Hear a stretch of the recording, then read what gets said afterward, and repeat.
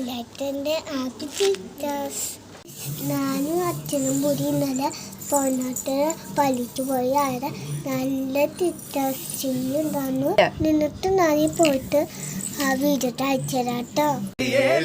ദർശന സാവല്യമായി സർവലോകർക്കും നന്മയേകും കാരുണ്യമായി ബെത്ലഹേമിന്റെ മാറിൽ ഒരാരോമൽ ഉണ്ണി പിറന്നല്ലോ.